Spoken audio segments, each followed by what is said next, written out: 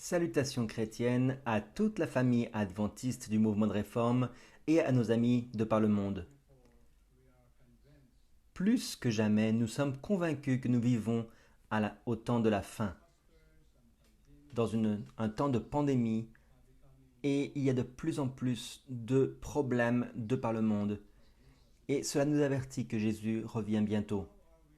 Comment devons-nous nous préparer pour le retour de Jésus?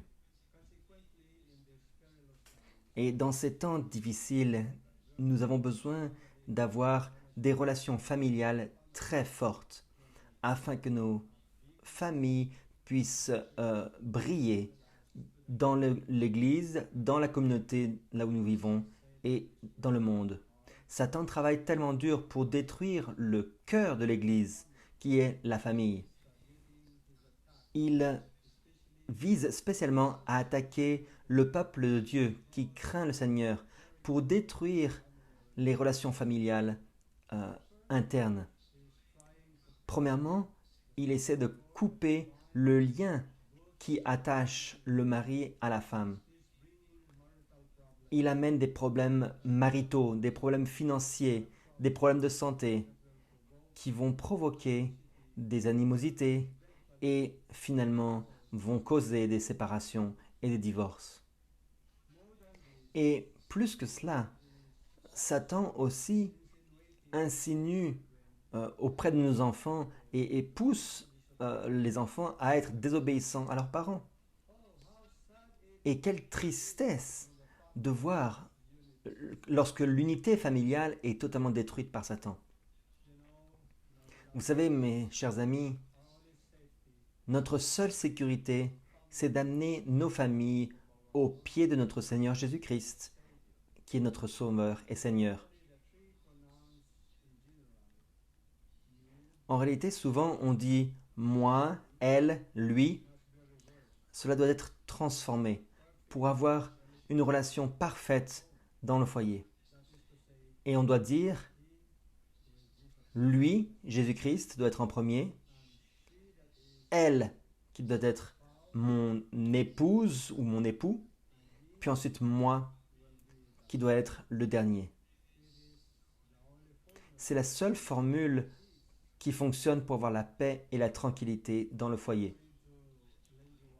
D'après Sir White, dans les documents qu'elle a écrits en 1888, elle disait « Prenez Jésus avec vous dans vos cœurs, vos maisons, et présentez-le à vos voisins. Que vos familles, vos enfants voient la douce grâce de Christ à l'œuvre dans vos cœurs et le résultat dans vos caractères. » Dans Foyer chrétien, page 95, il est dit Jésus souhaite voir des mariages et des foyers heureux.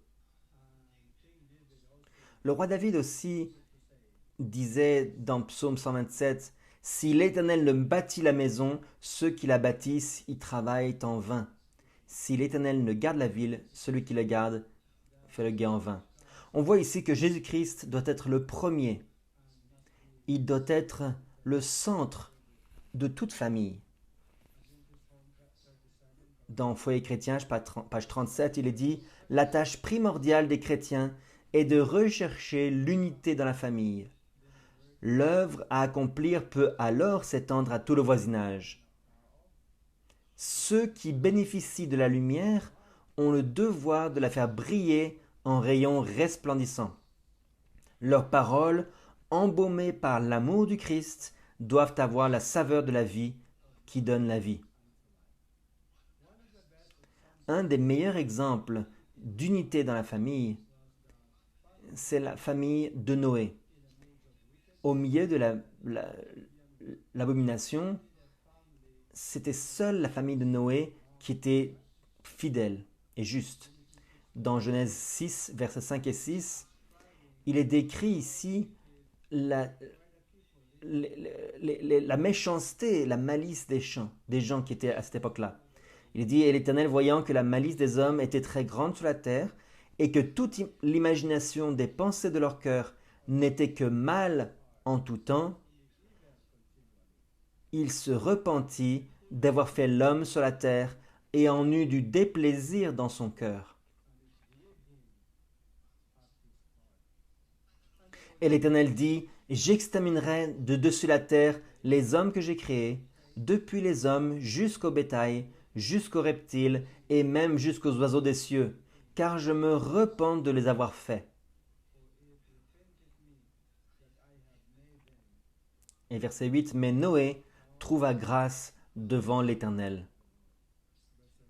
Versets 13 et 14, et Dieu dit à Noé, la fin de toute chair est venue devant moi, car ils ont rempli la terre d'extorsion, et voici, je les détruirai avec la terre. Fais-toi une arche de bois de gopher, tu feras l'arche par loge, et la calfeutreras de bitume par dedans et par dehors. Nous voyons aussi que parmi toutes les personnes qui étaient dans le monde antédiluvien, seule la famille de Noé a été trouvée fidèle aux yeux de Dieu. Et un autre texte de l'Esprit de prophétie en anglais nous dit « Les descendants de Seth étaient appelés fils de Dieu. Les descendants de Caïn, fils des hommes. Tandis que les fils de Dieu se mêlaient avec les fils des hommes, ils devinrent corrompus et, en se mariant avec eux, et à travers l'influence de leurs femmes, perdirent leur caractère saint et spécial. Mais il y en eut quelques-uns qui agirent selon la justice, qui craignaient et honoraient leur Créateur. Noé et sa famille étaient parmi les quelques justes.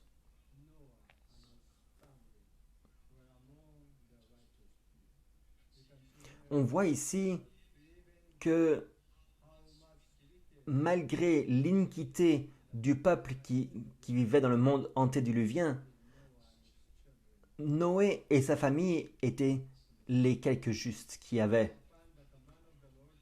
Et lorsque Dieu a donné l'ordre de construire l'arche, c'était incroyable de voir que tous les membres de la famille de Noé ont travaillé ensemble pour se préparer, depuis le début jusqu'à la fin. Et par leur fidélité, ils ont attiré d'autres personnes pour les aider. D'autres personnes les aidaient. Et lorsque l'arche a été pratiquement terminée et finie, Noé invitait tout le monde à rentrer dans l'arche. Il donnait la possibilité spécialement à ceux qui avaient aidé à la construction. Mais malheureusement, seulement sa famille a finalement obéi et est rentré dans l'arche. Voyons comment le Seigneur a amené les eaux. Dans Genèse 7, versets 11 et 12, en l'an 600 de la vie de Noé, au second mois, le 17e jour du mois, en ce jour-là, toutes les fontaines du grand abîme furent rompues, et les bondes des cieux furent ouvertes. Et la pluie tomba sur la terre pendant 40 jours et 40 nuits. En ce même jour, Noé et Sem, Cham et Japheth, fils de Noé, entrèrent dans l'arche avec la femme de Noé et les 3 femmes de ses fils avec eux.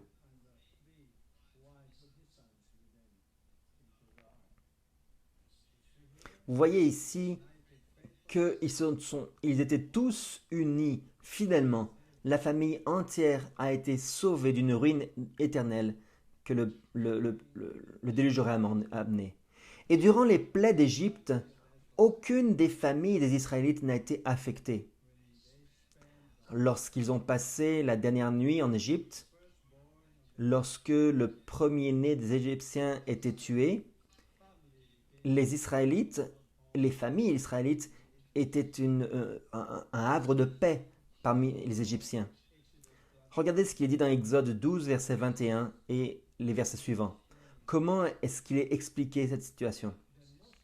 Moïse donc appela tous les anciens d'Israël et leur dit, choisissez et prenez un petit d'entre les brebis ou d'entre les chèvres, selon vos familles, et égorgez la Pâque.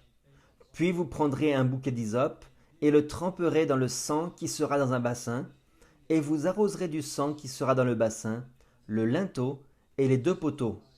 et nul de vous ne sortira de la porte de sa maison jusqu'au matin.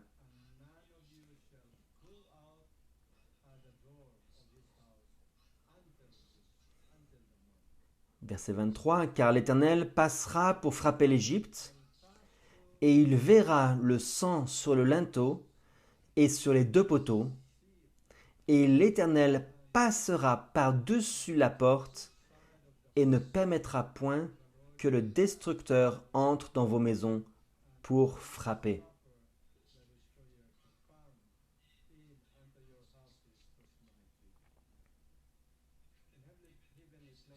Dans Témoignages pour l'Église, volume 2, page 217, paragraphe 3, il est dit « Quand l'ange destructeur se préparait à passer au-dessus du pays d'Égypte pour frapper les premiers-nés des hommes et du bétail, les Israélites avaient été invités à faire rentrer leurs enfants et à mettre du sang sur les linteaux des portes de leur demeure, et personne n'en devait sortir, car quiconque serait trouvé parmi les Égyptiens périrait avec eux. »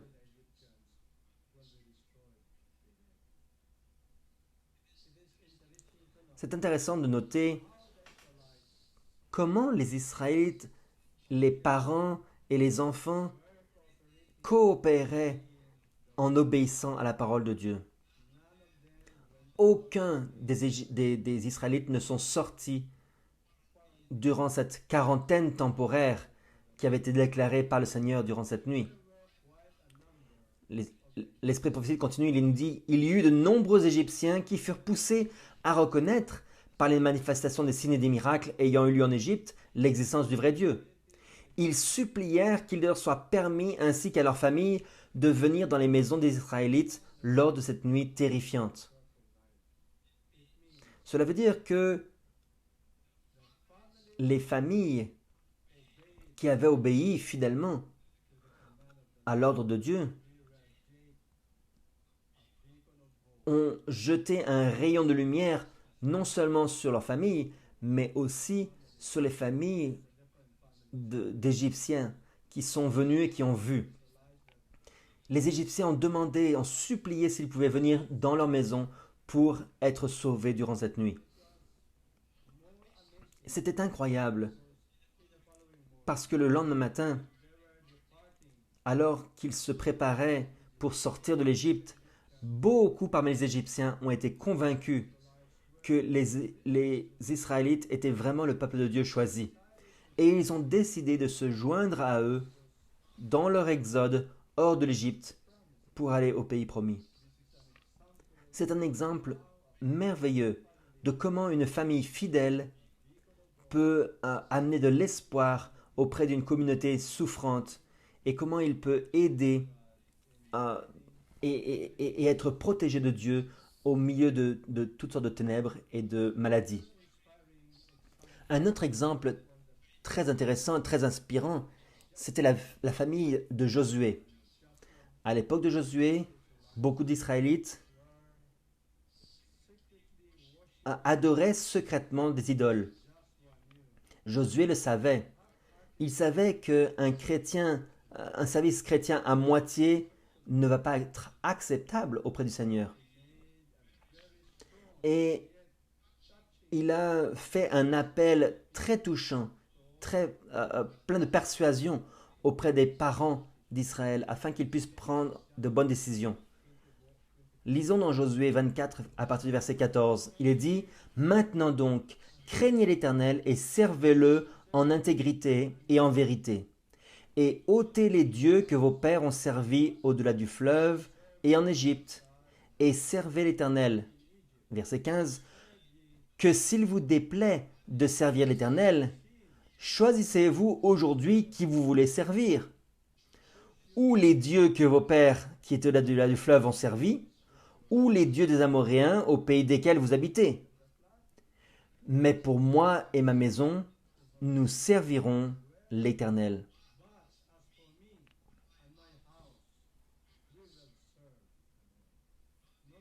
Remarquez ici à quel point Josué était plein de persuasion et la décision de Josué était très contagieuse. Il a dit « Moi et ma maison, nous servirons l'Éternel. Il y a des gens qui ont répondu tous ensemble, positivement. Regardez ce qu'ils ont dit. Au verset 16 et 17, il est dit « Alors le peuple répondit et dit « À Dieu ne plaise que nous abandonnions l'Éternel pour servir d'autres dieux.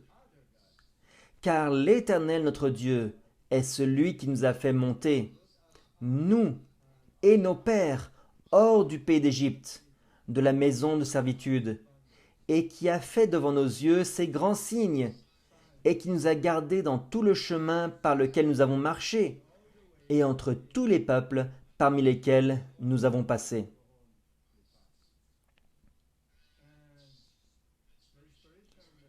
L'Esprit Prophétie, dans le journal Signe des temps en anglais de 1886, disait « Après la mort de Moïse, Josué fut le dirigeant d'Israël. Mais malgré le fardeau que cela représentait, il ne pouvait pas oublier les devoirs qu'il avait envers sa propre famille. Il demandait si le peuple allait servir Dieu pleinement et allait garder ses commandements. Puis, il déclara avec force « Moi et ma maison, nous servirons l'Éternel. » Ceci devrait être le langage de chaque père et mère de nos jours.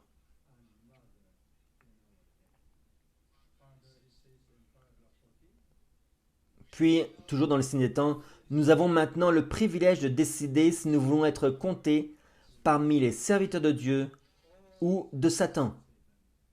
Et chaque jour, nous montrons par notre comportement quel maître nous avons choisi.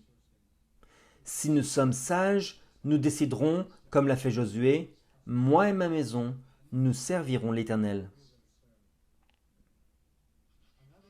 Une autre famille qui a encouragé la communauté et les membres de cette famille, c'était la famille d'Abraham.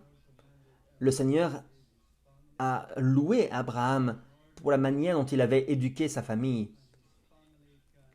Lui et sa famille avaient suivi fidèlement tous les désirs du Seigneur.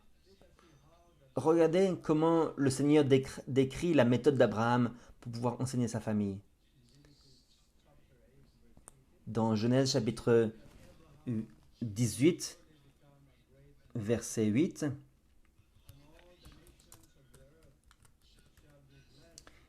Genèse chapitre 18, verset 8, il est dit «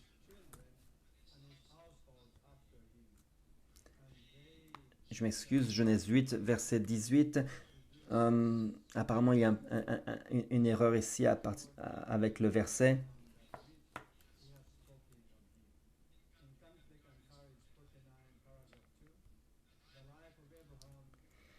Dans le livre Conflits et courage, il est dit « La vie d'Abraham, l'ami de Dieu, était marquée par un strict respect envers la parole de Dieu. Il cultivait la religion dans son foyer. La crainte de l'Éternel imprégnait toute sa maisonnée. Il était le prêtre de sa maison. Il considérait sa famille comme un devoir sacré. Son foyer comportait plus de 1000 âmes et il les dirigeait tous, parents et enfants, vers le divin souverain. »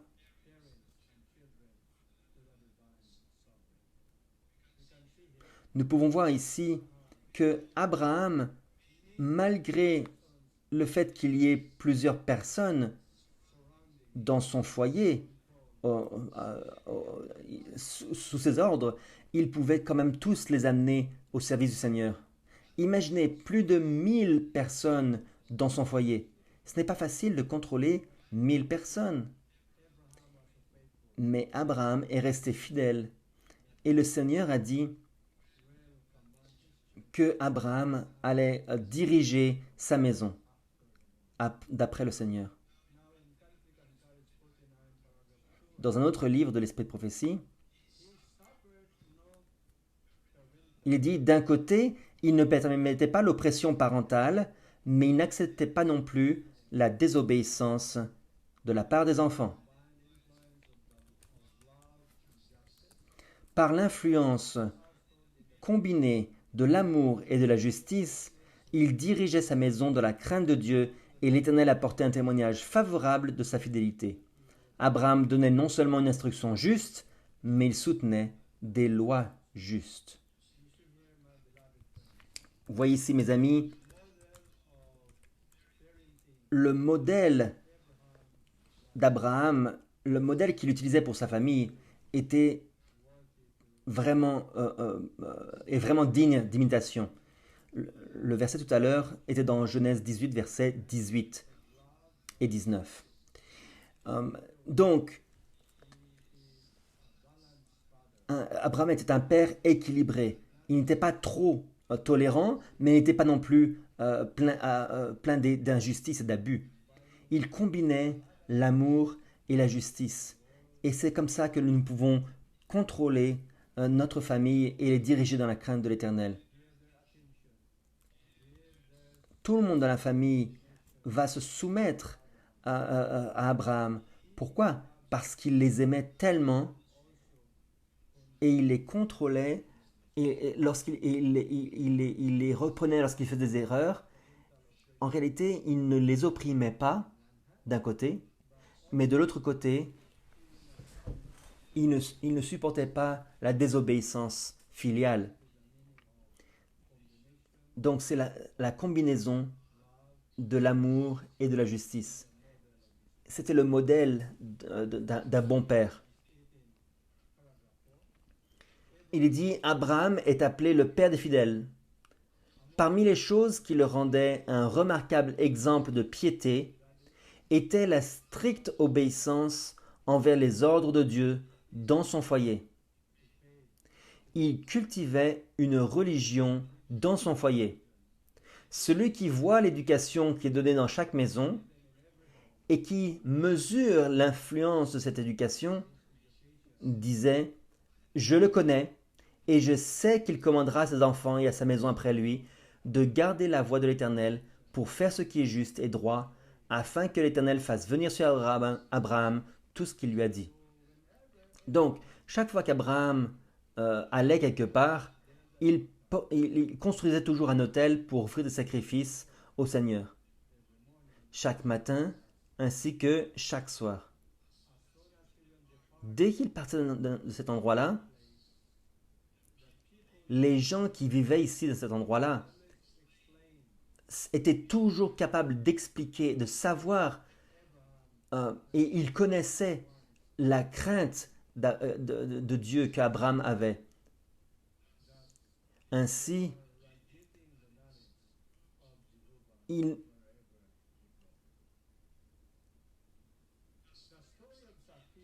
l'histoire de Zachée aussi est une leçon très vivante pour nous.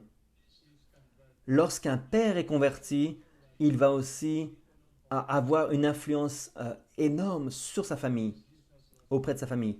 Lorsque le Seigneur Jésus était sur la terre, il a prêché l'évangile du royaume éternel de partout. Il guérissait les malades, il chassait les démons et il faisait de nombreux miracles. Et bien sûr, le pays entier d'Israël a été transformé. Ceux qui aimaient véritablement la vérité, ceux qui avaient faim et soif de justice, tous suivaient le Seigneur. Et Jacques, Jean, etc. l'ont suivi. Et lorsque les dirigeants juifs, les dirigeants religieux, les pharisiens, les sadducéens étaient effrayés, ils voyaient que beaucoup de gens suivaient le Seigneur, ils avaient peur qu'eux-mêmes les suivent. Ils ne voulaient pas que les gens le suivent, ils voulaient préserver leur statut social et donc ils ont commencé à l'accuser et à le rejeter en disant que en réalité son père était le père des démons, Belzébub. Et ils commençaient à le mépriser, à le condamner. Les prêtres, les sadducéens, les pharisiens étaient pleins de mépris pour lui. Et beaucoup de gens ont été trompés par ces rumeurs. Et comme ils respectaient la puissance des dirigeants, ils n'ont pas osé suivre le Seigneur Jésus. Cependant, Zachée même s'il était le chef des publicains dans la ville de Jéricho, à cette époque-là, c'était un dirigeant officiel. Il n'a pas été trompé ou influencé par les rumeurs. Lorsqu'il a entendu dire que Jésus allait venir à Jéricho, il a abandonné sa position sociale, son statut, et il voulait simplement connaître le Seigneur Jésus. Et donc, lorsque Jésus est entré à Jéricho, il voulait véritablement le voir, mais il ne le pouvait pas, parce qu'il y avait beaucoup de gens, et il n'était pas assez grand pour voir Jésus. Alors, malgré les rires d'autres personnes et les rumeurs qui couraient sur son compte, il a couru, il est monté sur un sycomore pour voir le Sauveur qui allait passer. En le voyant, Jésus lui a dit, Zachée, descends, car aujourd'hui je dois demeurer dans ta maison. Par conséquent, Zachée a reçu le Seigneur Jésus-Christ joyeusement. Dans Luc 19, verset 8, il est dit, et Zachée, se présentant là, dit au Seigneur, voici Seigneur, je donne la moitié de mes biens aux pauvres, et si j'ai fait tort à quelqu'un en quelque chose, j'en rends le quadruple. Et Jésus lui dit, aujourd'hui, versets 9 et 10, aujourd'hui, le salut est entré dans cette maison, parce que celui-ci aussi est fils d'Abraham.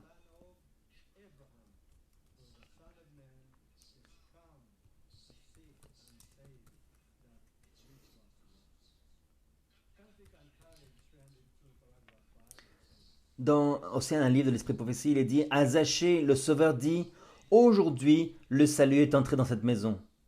Non seulement Zachée fut béni, mais toute sa maison avec lui. Ils avaient été rejetés de la synagogue par le mépris des rabbins et des adorateurs. Mais maintenant, étant la maisonnée la plus favorisée de tout Jéricho, ils se rassemblèrent dans leur propre maison pour entendre le divin enseignant et écouter pour eux-mêmes les paroles de vie. Ce livre n'est pas traduit malheureusement en français. C'est incroyable de voir que le salut est entré non seulement pour Zachée, mais aussi pour toute sa famille avec lui. Un père converti, un parent converti, va rejeter une lumière favorable auprès de tout son foyer. Et la famille de Zachée s'est unie avec lui et ont reçu Jésus-Christ comme leur sauveur personnel. Et ils sont devenus aussi une lumière pour leur communauté. Mes chers amis, nous avons étudié l'expérience de Noé, l'expérience de la Pâque, l'expérience de Josué, celle d'Abraham, puis celle de Zachée. Nous voyons ici que le secret du succès est avoir la vie éternelle au milieu et la préservation d'une vie au milieu de troubles, c'est être uni avec Christ. La question donc, c'est quel est le secret pour avoir l'unité familiale, pour que nous puissions avoir de l'espoir dans nos foyers et pouvoir donner cet espoir partout où nous allons. Dans Foyer chrétien, page 170, paragraphe 6, il est dit « C'est le fait de vivre loin du Christ qui engendre la division et la discorde dans les familles et dans l'Église. S'approcher du Christ, c'est s'approcher les uns des autres. Le secret de la véritable unité dans l'Église et dans le foyer ne réside pas dans la diplomatie, ni dans une bonne gestion, ni dans un effort surhumain pour vaincre les difficultés, mais dans l'union avec le Christ. Vous voyez, mes amis, si vous voulez être une lumière partout autour de vous, vous devez avoir l'union dans la famille avec Christ. Pour avoir une unité dans la famille, il doit y avoir une union en Christ. Faites entrer Jésus dans vos foyers. Si le ciel est un bon endroit, pourquoi ne pas faire de votre maison un petit coin de ciel sur terre? Si vous voulez vivre dans le ciel, vous devez essayer de vivre avec joie ici sur la terre. Faites de vos foyers un petit ciel sur terre. Beaucoup de familles commettent de grandes erreurs en pensant que l'argent peut répondre à tous les problèmes et peut leur donner le bonheur. Oui, c'est vrai que l'argent peut acheter un lit, mais il ne peut pas acheter le sommeil. L'argent peut acheter des médicaments, mais pas la guérison. L'argent peut acheter du pain, mais pas la satisfaction. L'argent peut acheter une maison, mais pas un foyer. L'argent peut acheter presque tout, mais pas le bonheur. Qui seul peut donner le bonheur dans chaque foyer? Dans Foyer chrétien, page 27, paragraphe 3, la présence du Christ peut seule procurer le bonheur aux hommes et aux femmes. Le foyer devient alors un Éden de félicité. La famille, un remarquable symbole de la famille céleste. Que le Seigneur puisse bénir nos familles de par le monde, tandis que nous nous préparons à faire face aux événements finaux qui arrivent. Merci à tous et que le Seigneur vous bénisse.